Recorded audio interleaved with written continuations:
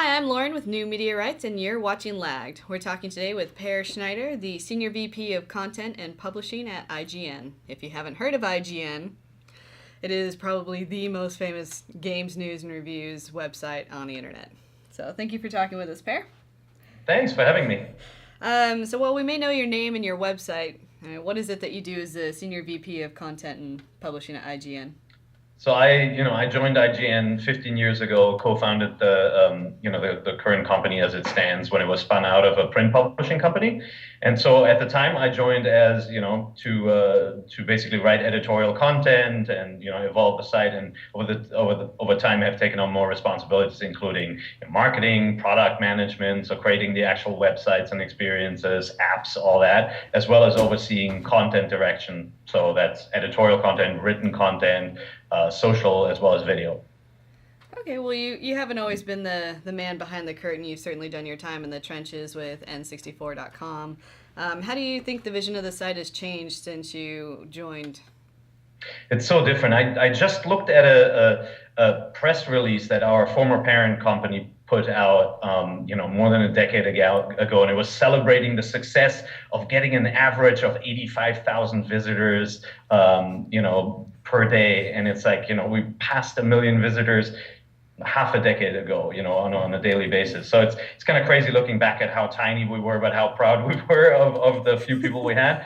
So it's a much bigger site, but also the entire kind of mission of editorial content has changed from being a magazine where, an editorial team cooks up content, tells you what's coming next, to something that's much more collaborative, where the audience actually participates in shaping the product. We obviously also shifted from article content to including video and pushing our content out to other applications, not just the web.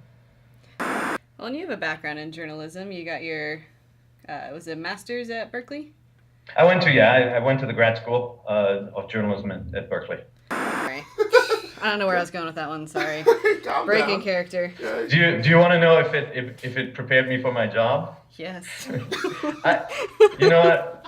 I was always really interested in writing and video production. I wasn't really a straight up news guy. I didn't really want to go to report the news from the front lines anywhere. I was always interested in telling kind of entertainment stories as well.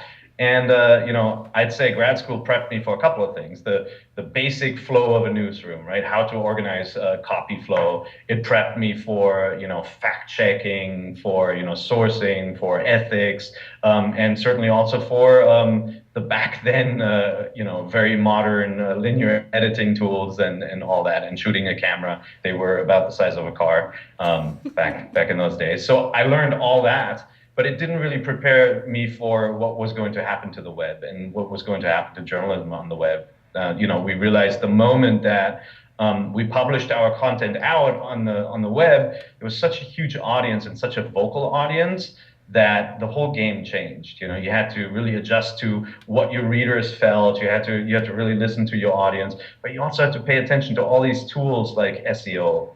Like you can write a killer headline that in the end will not get you as widely read as a slightly simpler headline, simply because of search engine terms.